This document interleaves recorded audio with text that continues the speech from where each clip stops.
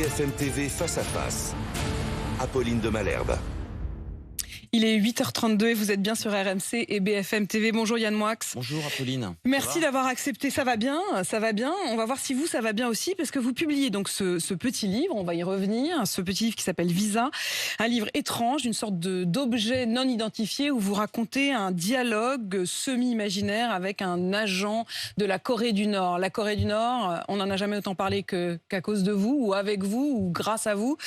Ces images qui sont ressorties, ces images qui avaient été tirées d'un film, vous allez nous raconter dans quel contexte, qui ont entraîné à nouveau un épisode du terrible feuilleton Gérard Depardieu. Mais je voudrais d'abord, Yann Moix, on va parler de liberté, on va parler de violence, on va parler de cinéma, on va parler d'antisémitisme aussi, mais donner la parole à Bernard Pivot. Bernard Pivot, que vous avez bien connu, qui est mort hier et qui a souvent parlé de vous aussi, Yann Moix. Et j'ai retrouvé ces mots, il dit « Je pense que Yann Moix a un très grand talent, un talent immense, mais il a un talent immodéré de la contestation, de la provocation, des sunlights. C'est un écrivain surdoué, mais si je peux lui donner un conseil, et je peux, car je suis plus âgé que lui, ce serait de se couper des médias, de rentrer chez lui, de rentrer à l'intérieur de lui-même, dans la paix, dans le silence, pour écrire les grands livres qu'il porte en lui et peut-être avoir le Goncourt comme il le souhaite. » Au fond, j'aurais peut-être pas dû lire ça parce que je me demande un peu du coup ce que vous faites là.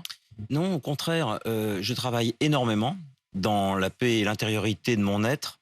Je lis énormément. Et c'est d'ailleurs les deux occupations principales de mon existence. Et je trouve parfaitement normal qu'un écrivain, comme ça a toujours été le cas, chère Apolline, toujours, prenne la parole. Sauf qu'aujourd'hui, c'est dans les médias audio et télévisés. À l'époque de Gide et de Camus, c'était essentiellement dans la presse écrite. Mais il est parfaitement normal qu'un écrivain s'engage, dise ce qu'il pense, pour une raison simple. C'est que les journalistes ont une façon de voir les choses, qui est d'ailleurs très utile pour les écrivains, mais pas que. Et les écrivains ont une manière différente d'appréhender l'actualité par un prisme qui est le leur. Et je crois que les deux se complètent parce que l'actualité est tellement complexe que c'est bien que les écrivains... C'est ce qu'on va essayer de faire ce matin avec votre regard sur notre époque. Puisqu'on parlait de Bernard Pivot, est-ce qu'il fait partie aussi pour vous de ceux qui vous ont fait aimer les livres ou vous permettent aussi de parler des livres au plus grand nombre? Bernard Pivot m'a sauvé la vie. C'est-à-dire que je n'avais pas le droit de regarder la télévision quand j'étais petit.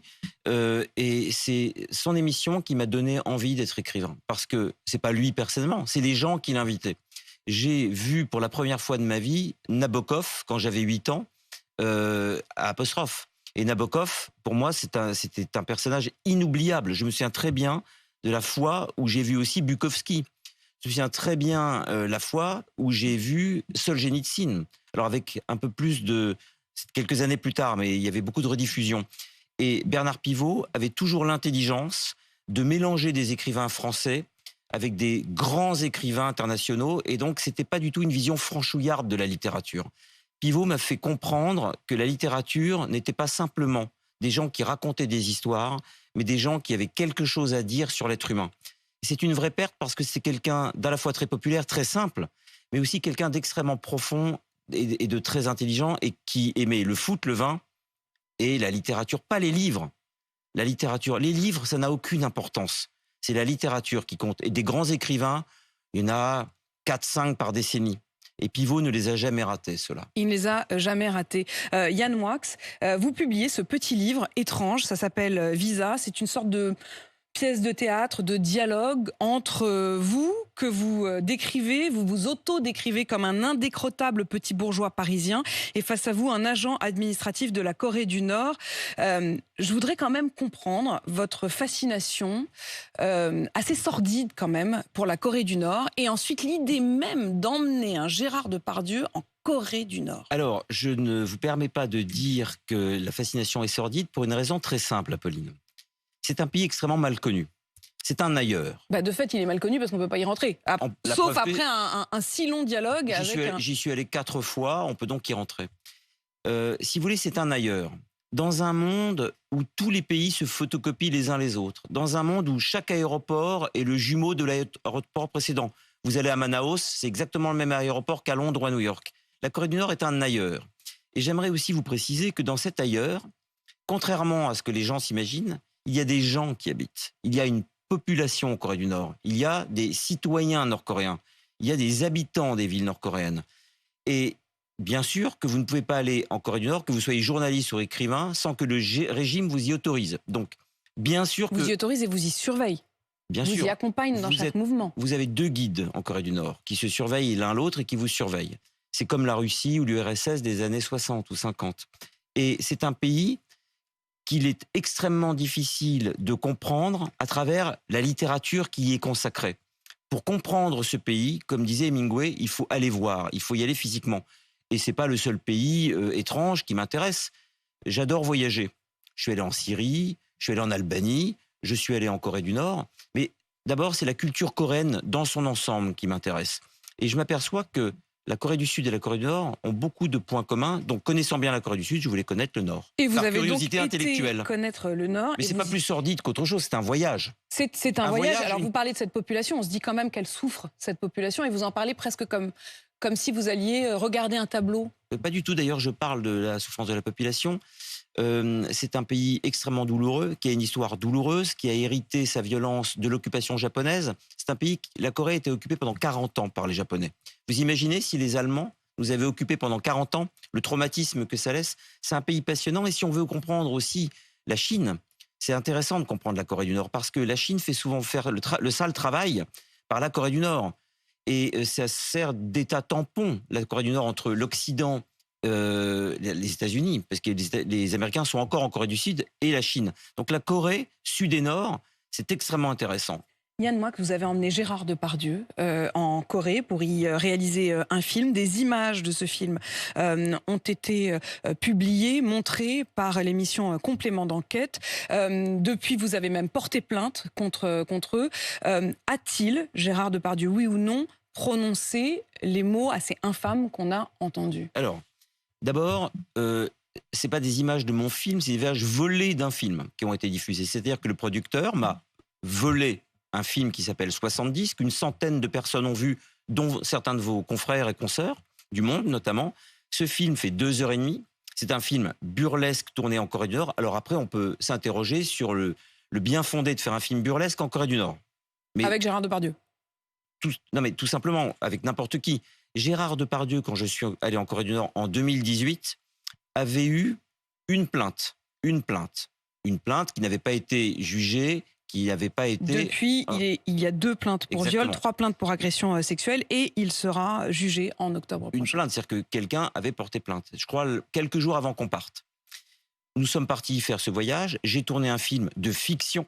Alors tout le monde me dit oui, c'est pas possible parce qu'un film de fiction, c'est un scénario. Mais si je vous citais le nombre de films dans l'histoire du cinéma qui ont été faits sans scénario, de Pierrot le Fou à In the Mood for Love, c'est une manière de faire du cinéma que de trouver le genre du film au montage. J'ai passé 3 mois au montage, j'arrive avec un film de 2h30, et le producteur, M. Anthony Dufour de chez Ikari, se dit « Zut, on ne pourra pas sortir le film en salle comme prévu puisque Gérard a des gros problèmes aura des gros problèmes avec la justice. » Qu'est-ce qu'il fait pour retrouver ses billes? Plutôt que de ne rien faire avec le film, plutôt que d'essayer de voir ce qu'on peut faire du film, sans me prévenir, alors que j'ai un droit moral sur mon film, il va à France Télévisions, leur propose un sujet sur Gérard Depardieu en disant « J'ai des images », oubliant que ce sont mes images, qui vont être détonnantes et scandaleuses. Or, ce n'est plus ni moins que des images qui ont été arrachées à un film de fiction pour les mettre dans un film documentaire à charge contre Gérard Depardieu, et avec cette bidouille dont j'attends encore que l'Arcom enquête dessus, mais malgré mes lettres, l'Arcom ne fait rien, et France Télévisions, que je mets en procès, n'a encore pas répondu. Eux, ils affirment effectivement qu'ils n'ont absolument pas fait de montage, et qu'ils n'ont pas mélangé ou dispatché ou décalé ma chère l'image et Pauline, son. 2 choses. Personne n'a jamais vu le constat de l'huissier. Jamais. J'ai demandé au tribunal, il y a un procès en ce moment, on n'a pas vu le constat de l'huissier. C'est très étrange. Et 2, Le Monde, le journal Le Monde Magazine, c'est pas moi. Le Monde Magazine a vu mon film, et un des journalistes du Monde dit, effectivement, dans la version d'Yann Moix, on voit que Gérard Depardieu tient ses propos sur une femme de 35 ans. Vous parlez des propos, et ce qui a fait particulièrement réagir, les propos sont assez immondes, mais l'image, effectivement, qui est raccord dans Complément d'enquête, c'est que ces images assez immondes, ces propos immondes, sont au moment où c'est une fillette qui monte à cheval. Vous avez, dans un montage, on peut faire absolument ce qu'on veut. Est-ce qu'il y a une seule image? Donc vous dites, attendez, Oui. Yann Moix, je voudrais qu'on comprenne. Oui. Vous dites, oui, Gérard Depardieu a tenu ses Oui. propos, propos en regardant une femme, Exact. mais non pas une fillette. Mais vous dites bien qu'il a tenu ses propos. Il a tenu ses propos sur une femme de 35 ans. Vous en pensez quoi, vous, de ses propos? Ah bah, les propos sont ignobles, mais attendez, Apolline, des propos ignobles, ou inexcusables, ou choquants, ou violents, ou sinistres, sur une femme de 35 ans, c'est une chose. C'est une chose. Sur une enfant, ça fait de Gérard Depardieu un criminel. Ça fait de Gérard Depardieu un pédophile. Ça fait de Gérard Depardieu un être qui est tout d'un coup puni pour quelque chose qu'il n'est pas. Qu'il n'est pas. Et je trouve gravissime. Vous imaginez ces gens dans la boîte de production de chez Ikari qui tout d'un coup se disent « mets les images sur la fillette, allez vas-y, vas-y, mets les images sur la fillette ». Mais c'est d'une brutalité, d'une violence absolument inexcusable. Et ça mérite un procès. L'Arcom devra s'en expliquer, France Télévisions devra s'en expliquer. L'Arcom, c'est le gendarme de l'audiovisuel. Hein. D'ailleurs, je peux dire quelque chose sur l'Arcom. Je Allez-y. trouve on baigne dans l'immaturité la plus totale. Un pays comme la France a besoin d'avoir inventé une institution qui vient toute la journée regarder des émissions, par exemple, vient regarder Cyril Hanouna toute la journée pour savoir... Donc vous avez été chroniqueur, hein, je précise. Oui, oui, non mais je prends cet exemple, je peux en prendre... Oui, mais plein c'est d'autres. important quand même de savoir Mais aussi que vous êtes Non mais peu importe, impliqué, j'irais. Non, je veux dire par là que j'ai toujours trouvé l'Arcom, avant ça s'appelait pas l'Arcom, hein, Ça s'appelait, je sais même plus, oui. là, le CSA. le CSA. Vous imaginez quand même qu'un pays comme la France, où il y a une liberté de parole, vous regardez les sites de l'INA, vous pouvez voir des gens qui fument, qui boivent On et qui parlait de Bernard débattent. Pivot tout à l'heure. Et qui débattent. Parce que je vois quelque chose d'assez étrange, Apolline. J'imagine que vous avez souvent été voir des documentaires sur l'INA ou des vieilles émissions. Oui. Et c'est quand même étrange qu'il y a une simultanéité du débat et de l'alcool et de la cigarette.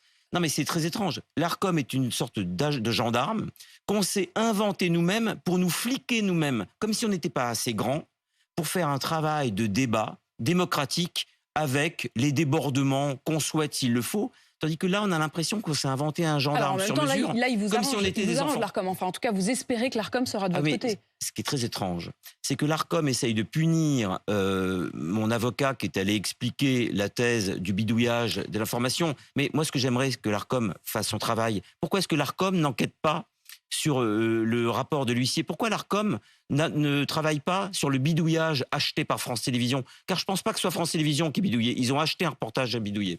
Donc vous ne pensez pas que France Télévisions a sciemment... Non, je ne pense pas que ce soit sciemment.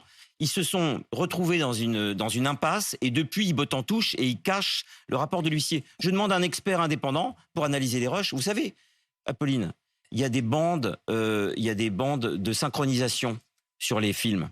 Donc c'est très facile de montrer que... Yann Moix, il y a eu vous le du voyez bidouillage. toujours, Gérard Depardieu, est-ce que Non. vous en parlez avec lui? Non, je ne le vois pas en ce moment, je n'ai pas de nouvelles. Je crois que Gérard, si elle m'en veut, de l'avoir emmené en Corée du Nord, parce que moi j'ai fait confiance à un producteur qui m'a trahi, mais Gérard, il m'a fait confiance à moi, pas au producteur. Donc indirectement, il se retrouve dans une sauce nord-coréenne, tout simplement parce qu'il m'a fait confiance. Yann Moix, il y a le Festival de Cannes dans quelques jours et des rumeurs, un peu une sale rumeur qui court. Plusieurs s'en font écho, des journalistes qui disent qu'il y aura une liste, on ne sait pas très bien d'où elle sortirait, mais une liste de 10 nouveaux noms du MeToo du cinéma. Est-ce qu'il faut, comme ça, sortir des listes si effectivement les gens ont eu des comportements déplacés, voire même coupables? Est-ce qu'il faut que cette liste sorte? Est-ce qu'il faut purger? J'y suis absolument défavorable. Je vais vous dire pourquoi. Pour moi, vous savez que je suis un ancien enfant martyr, etc. Alors ça, c'est Non, mais- votre version. Vos non, parents mais non, ont tenté de vous non, poursuivre, non. mais vous avez J'ai gagné. gagné et vous avez obtenu gain de cause. Vous pouvez pas La dire... justice, Ah non, on m'a suffisamment accablé. ils n'ont pas pu vous poursuivre. J'ai gagné mon procès. Voilà. C'est-à-dire que la justice a considéré qu'il y avait des éléments suffisamment sérieux pour considérer que j'avais été un enfant martyr. Donc j'ai gagné le procès. C'est un procès qui a Allez-y. duré 8 heures. J'y étais, mes parents y étaient, mes géniteurs, pardon. Donc je peux, s'il y a une justice, et c'est marrant ce que vous dites parce que vous êtes en train de dire que la justice Non, finalement... ils ont tenté de vous. Oui, il est, mais il la est clair justice- et je crois qu'il est factuel de dire Et je- que vos parents ont tenté de vous poursuivre pour diffamation. Oui, donc il n'y avait pas diffamation, donc ce qui prouve bien que ce que je racontais dans Orléans était la vérité. Non, je vais vous dire pourquoi je suis défavorable. Je n'ai aucun humour sur les violences, sur les enfants, sur les femmes, sur les animaux.